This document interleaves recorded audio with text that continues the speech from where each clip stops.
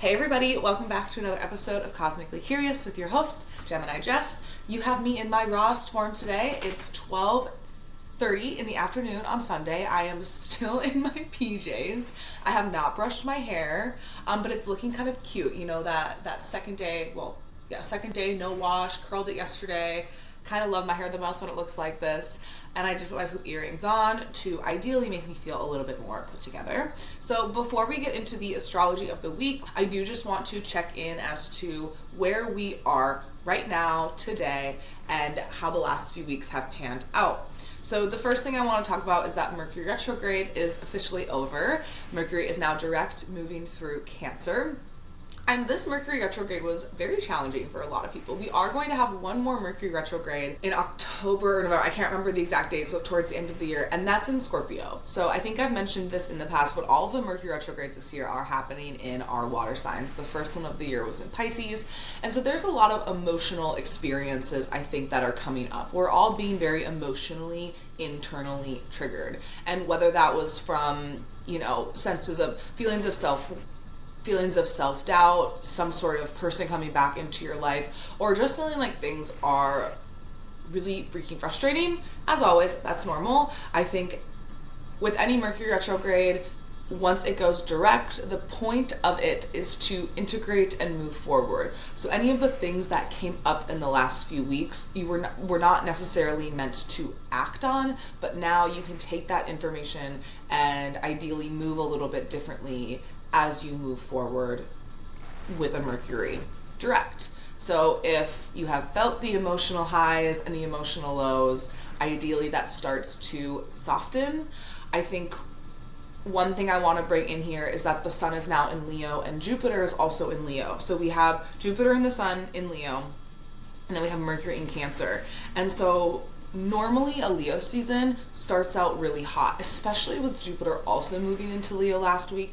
Ideally, there would be a little bit more fire under our butt, a little bit more passion, but that Mercury retrograde kind of halted that for a moment, I think. And the combination of Leo and Cancer is very subjective. It can take things very personally and it can feel very sensitive. So I know I've been a little bit lost in the sauce, and I don't really know what that sauce is yet, but I'm swimming through it a little bit. So there's a relationship here that's happening to our ego, which we will talk about more in just a little bit, but there is a sense of swampiness and almost this feeling of being a tender child. I feel hurt, or I don't feel seen, or I'm having a hard time expressing what I need emotionally, and it can feel very much like little kid stomping your feet around, not really knowing how to get to where you're trying to go. So that's always the combination of Leo and Cancer to me. And in my perspective, I also talked a lot about how we are all manipulators on my Instagram, and how we are constantly manipulating our surroundings, including the people in those surroundings, to either, feel validated in who we are, to get recognition, which is very Leo vibes, or to, create a sense of emotional homeostasis within our internal world. And that homeostasis can often be flawed and not actually safe because it's not based in reality, right? If we are always performing, if we are always pretending to be somebody that we're not, pretending to not need the things that we need, that's ultimately stunting our growth within relationship, our growth within life. And so there really is a balance here of knowing when to stop performing, when to stop emotionally manipulating situations to create that false sense of security. And that's something that we are going to continue to explore while the sun is in Leo this month, while Jupiter is in Leo for the next year, and now that the nodes are moving into Aquarius and Leo. So this theme is going to be very, very strong over the next year and a half. This will play out, and we will continue to be discussing these themes over the next year and a half, over eclipse season. And yeah, the theme is here to stay, that's for sure.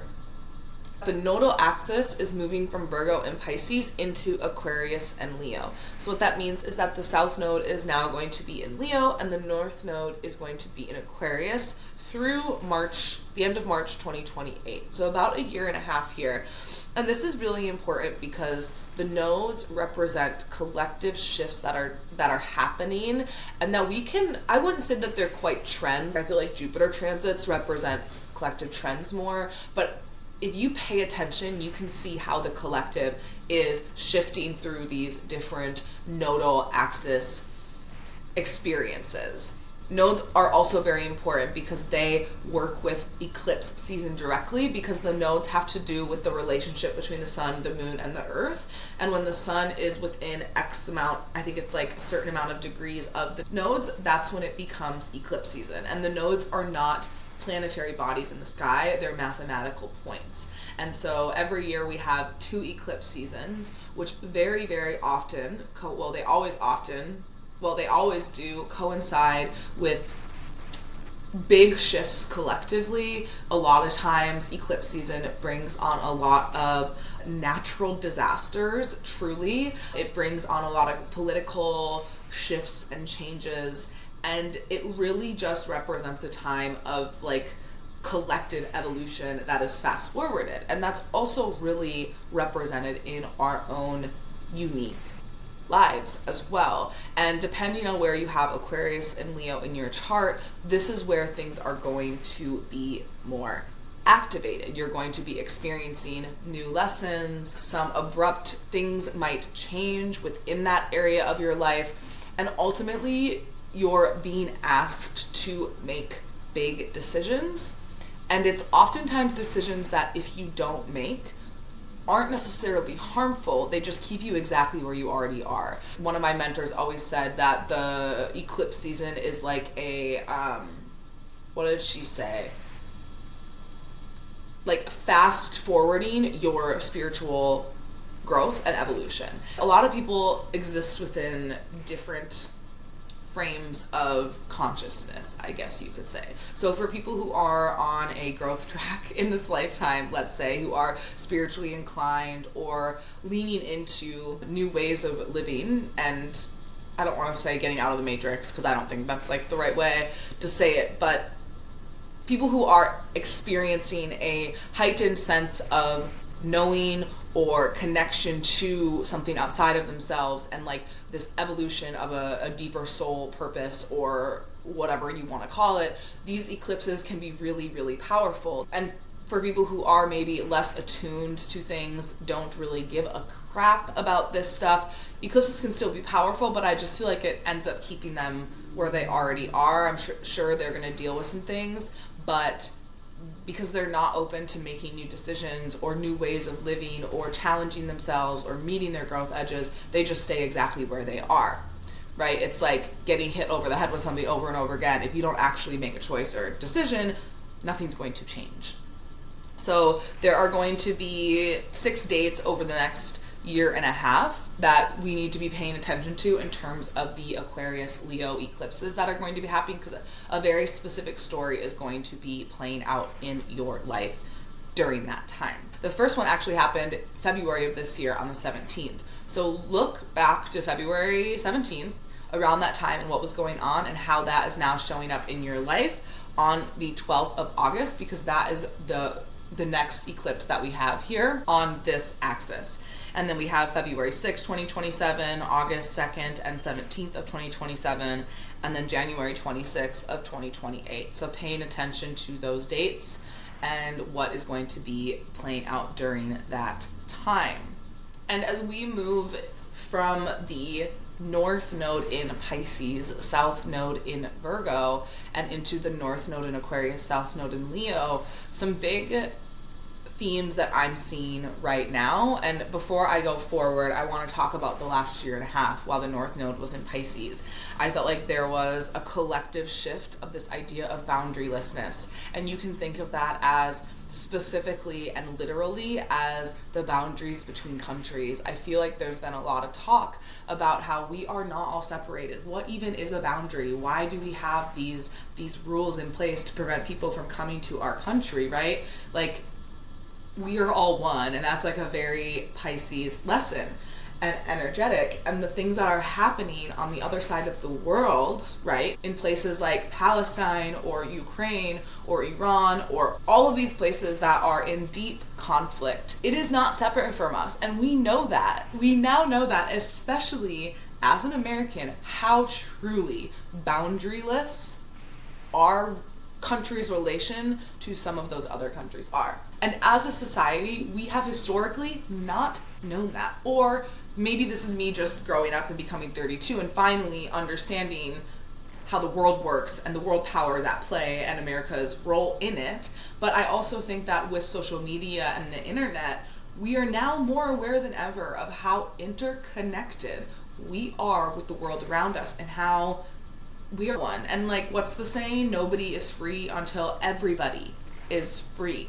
So that to me is very much Pisces North Node collective shift that came out. Another huge shift, I think, is religion. I remember when the node shifted into Pisces and Virgo, I was doing research and just kind of sitting with the themes that I thought, and I had this feeling that people are going to be talking a lot more about God. Like straight up, people are going to create deeper relationships with God. The conversation of religion intertwined with politics and government is huge, bigger than it ever has been, to my understanding as a 32-year-old.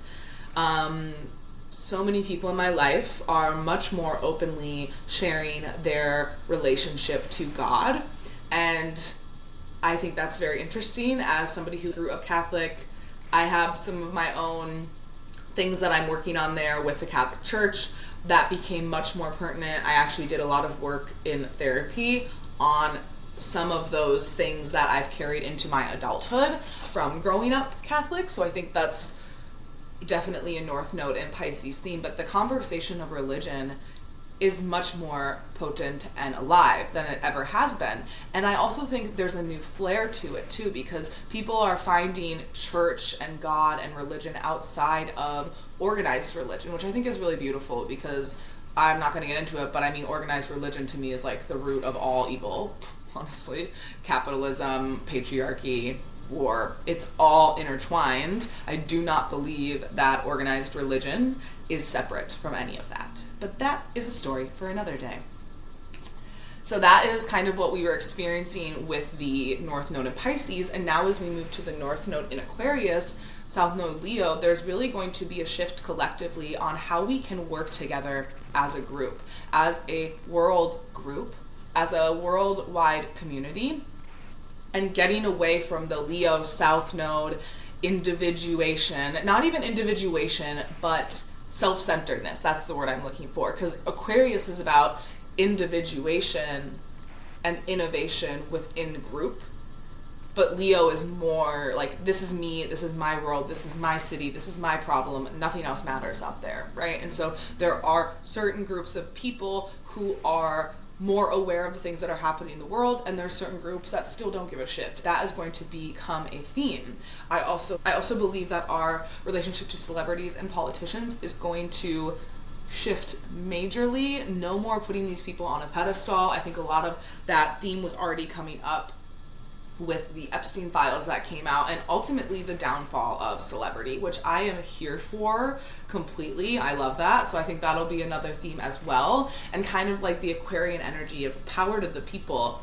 Even watching TikToks of people taking down flock cameras, like that is the North Node in Aquarius. Like, I'm gonna get my own machine and I'm gonna do it myself, right? So that's a very interesting theme that I'm starting to see, and that we will only see more of. On a more personal level, wherever you have Aquarius in your chart, that is where you are going to be experiencing ideally the pull to growth, as well as some interesting big shifts and changes that may come about. Now, it will be challenging and you have to push yourself to lean into the growth within that area of your life, but that is what the nodes and eclipse season are here to do. They're here to push you out of your comfort zone so that you can literally leap into these new realities in a lot of ways. And wherever Leo is in your chart, that's where there's really going to be some lessons around letting go.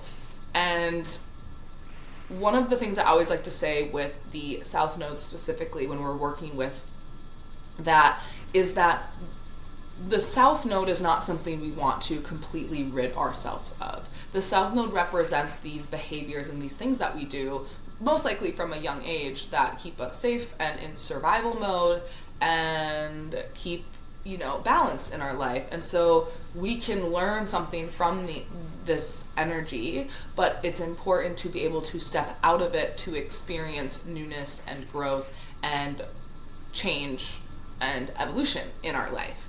There's something here for me coming up around our ego, and I don't really know what that is yet, but Leo is very much egotistical, and we are going to have to learn how to drop our ego over the next year and a half majorly, because the South Node is in Leo and Jupiter is also in Leo. So there is a lot of play here happening with Leo around how can we release the more negative or shadowy sides of the Leo frequency and step into it in a more expansive and a way that ultimately supports the collective into that Aquarius North Node.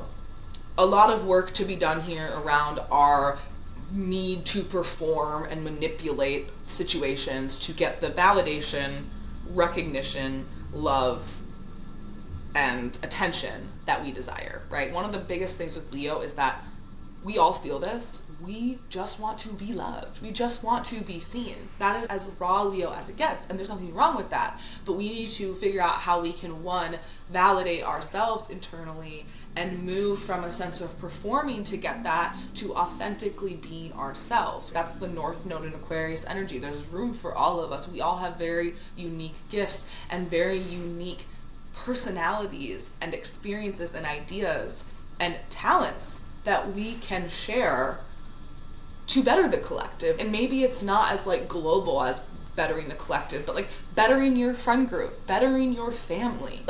We have these things that we all have to share, and if we're working so hard to fit in or fit a mold or get that validation and avoid rejection, we're ultimately snuffing down our natural essence and our vitality in this life. So that's very much South Node Leo energy. So that's all I'm going to say for the nodal shift right now. We are entering eclipse season, I believe, this week. So August 12th is the first one, and then we have one at the end of the month.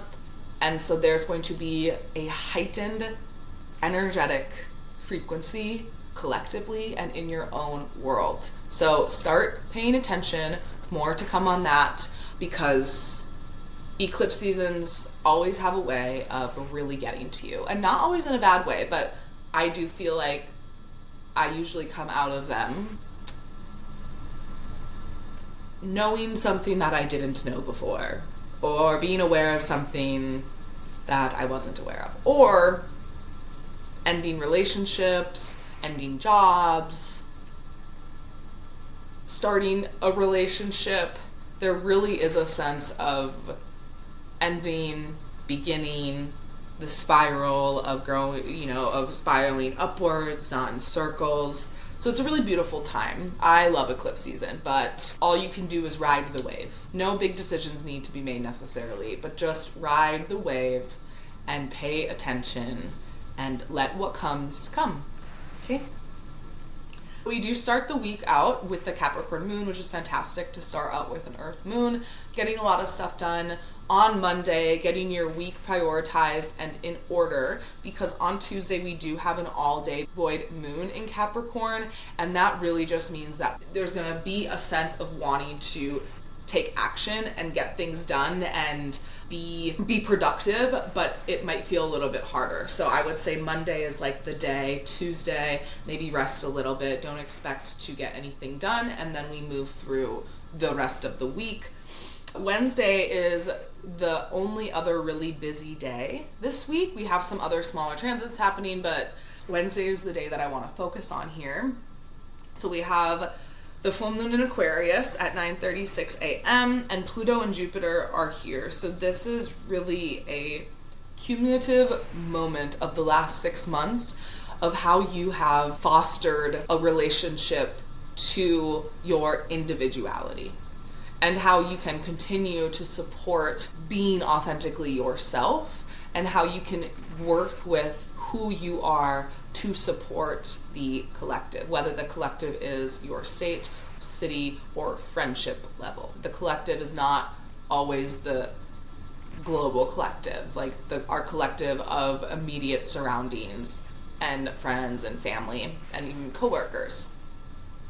Pluto and Jupiter are living on this axis during this full moon, because during this time the moon is opposing the sun, so the sun is shining all of its light on the moon, so hence why it's full. And the moon is in Aquarius, Pluto's in Aquarius, and Jupiter is in Leo by the sun in Leo on the same day as a Jupiter cazimi, which is when the sun and that planet Jupiter are conjunct together in the sky. So to me, it feels like a really beautiful full moon. I feel like there'll be a lot of clarity around how you've expressed yourself the first half of 2026 and how you can expand on that, how you can express yourself bigger and more fully and unapologetically. And Pluto is with the moon here, so there is a sense of like it's tied up in a deep internal emotional transformation that must happen in order for you to step out into the world and express yourself and expand beyond your current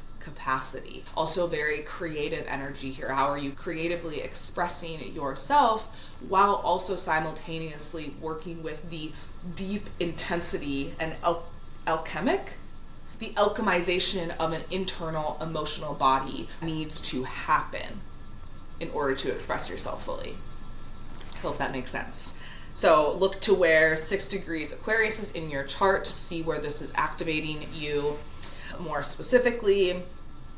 So have Venus and Virgo coming into its exact square with Mars in Gemini. So we are going to be feeling this building Monday, Tuesday into Wednesday, and then coming down. And this to me feels really important because Venus in Virgo is about intentionality within relationships.